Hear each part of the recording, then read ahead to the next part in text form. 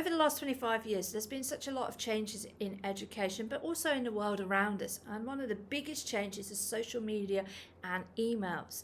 And the speed that we are now working at and the responses that people are expecting in terms of communicating straight back via email, which can be a challenge for teachers when you are in a classroom all day with children. That is your priority, that's your main job. In this episode, I'm going to talk about the 5-5-5 method that will really help reduce teacher stress in this area. Hi, I'm Rachel Hardman, and this is Passionate About Music Education. And if you're like me and you're busy teaching music all day and you're fully engaged in those lessons, you don't have time to sit and constantly answer your emails, but you know that they're going to keep stacking up. You're going to get emails from parents and colleagues and sometimes the students, particularly now we're online, and they do expect in this modern day and age an instant response. Let's be honest, when we send emails out either in work or in our personal life or when we're dealing with a service we're trying to use, we do expect a response quite quickly too. When I first started teaching, you didn't send emails, you actually had pieces of paper called memos and you put them in people's pigeonholes, and if you got a response within 6 weeks, you were doing pretty well. So generally you just went and communicated in person and you spoke to that person if you needed an instant response.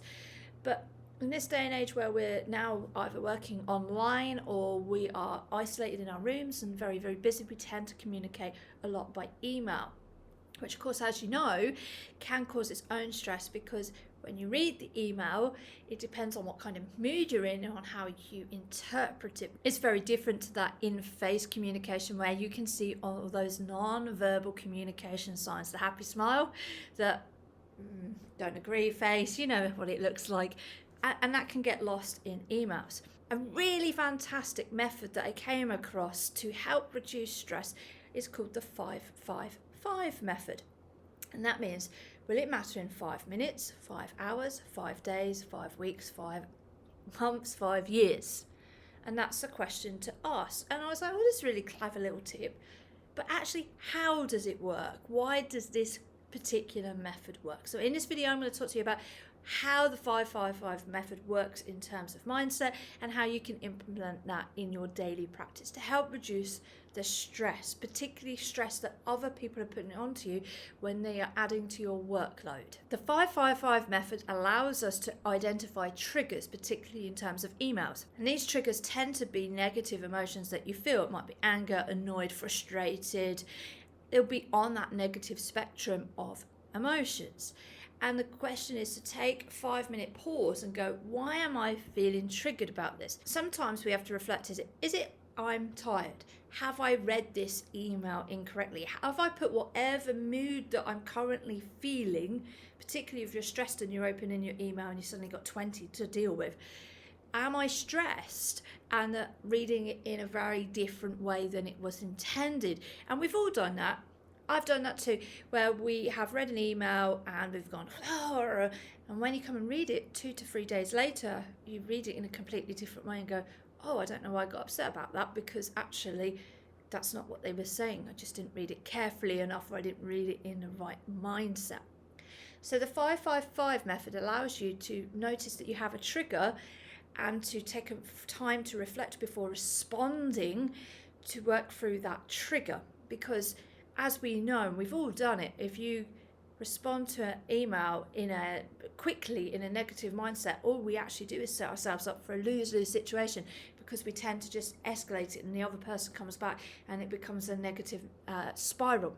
So taking that 5 minutes, 5 hours, 5 days if needed, to take a moment to reflect and think about what is triggering you gives you time to really control those emotions and why you're feeling a specific way. And the most important is to notice that trigger, reflect on it, and of course, and heal from it personally, because actually it's the more you carry around that negative emotion, you carry it into your next lesson, the next day, and then the next time you get an email from them, you dread opening it, adds to anxiety.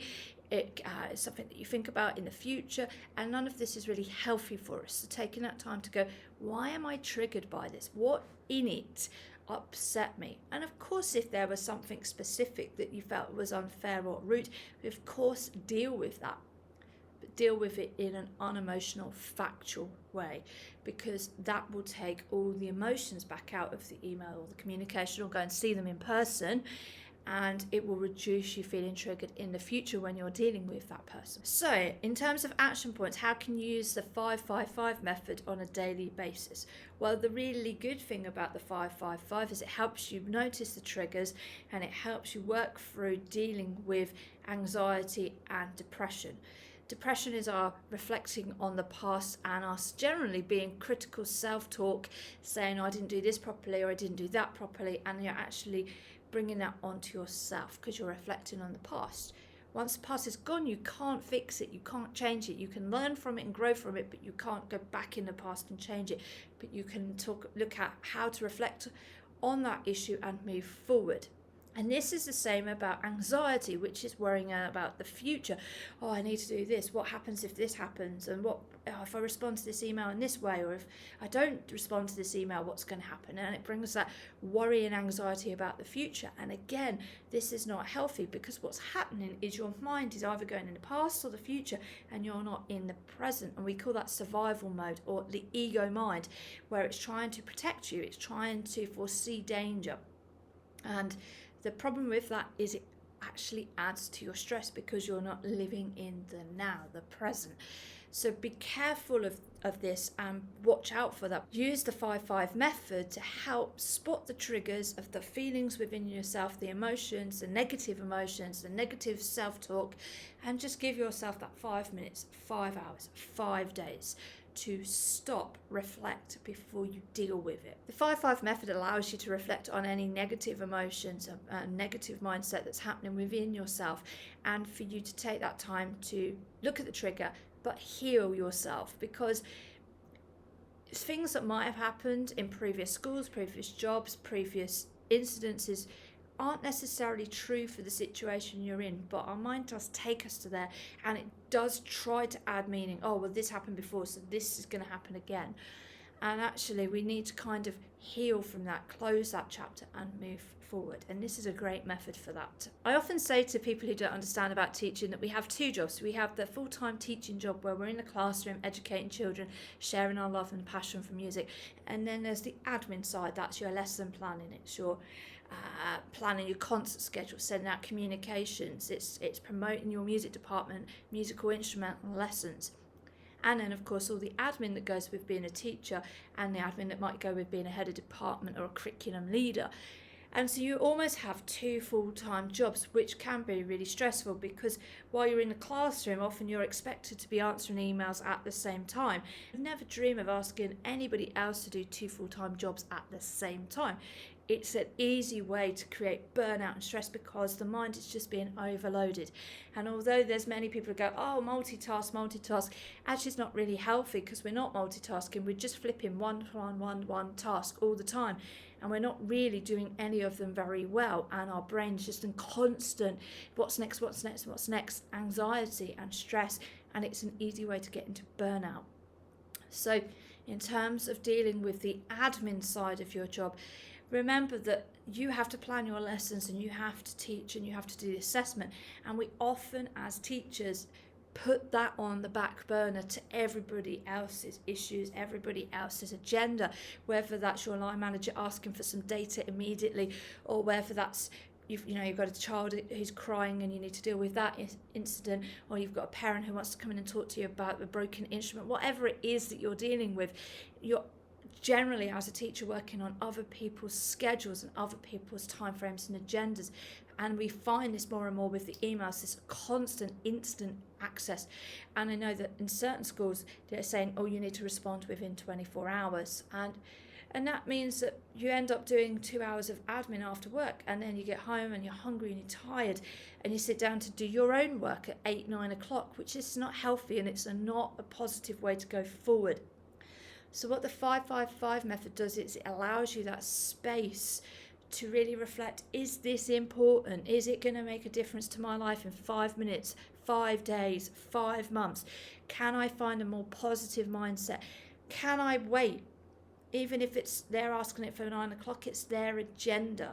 Particularly those last minute requests. I mean, obviously we have dates in the school calendar for report writing that we in theory know in quite a bit advance, so that's fair enough. But if it's somebody asking you something because they've not actually organised themselves and they want you to suddenly be able to do it in 2 minutes, then it's okay for you to say no. It's okay for you to say, actually, I have these 10 tasks, I'll do it after I've done those 10 tasks. And do the work that you need to do for yourself first, because you will feel more positive, you'll be in a better mindset, and you'll find, because you're dealing with all the stress of your own job, the planning of the lessons, marking the children's work, assessing, recording, that in itself is a huge amount of work, and that should be your priority, and then all the other stuff gets done afterwards, because you will already feel more in control and you'll have a much more positive mindset, because you're not always on catch up, and you are actually in control of your time, your agenda, and how it looks,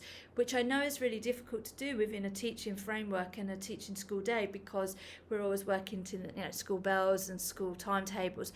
But you can put that space into your day and block that time, even if that means you have to go and find somewhere very quiet to go and work so people don't know where you are. Or turn the email off, turn that off. Go, I'm doing half an hour of planning and I'm going to turn my email off.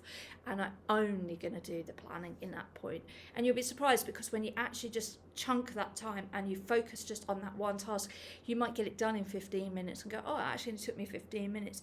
But that's because you had 15 minutes specifically on that task and you weren't trying to multitask 15 other things, answering the phone, answering your emails, children popping in and asking you questions or wanting to borrow equipment. So the 5-5-5 method is a really great way of really reflecting on whether what you're dealing with at that moment is going to be important in 5 minutes, 5 hours, 5 days, 5 years. Controlling your triggers, taking time to step back from negative emotional triggers that come up, giving yourself space and healing from any past issues that have then re-triggered in whatever you're dealing with next, and looking forward to keeping a positive mindset. And that's why I wanted to explain the 5-5 method, because it's a really simple idea, but actually how it works is really fantastic. So I hope this has helped, and it will help manage some stress and avoid that burnout, because you have so much to offer. Music education is such a rewarding career. You are doing an amazing job. You are sharing your passion with children, and you're sharing your passion of music with young people and motivating them into a lifelong hobby. What more could you want out of life in terms of a rewarding career?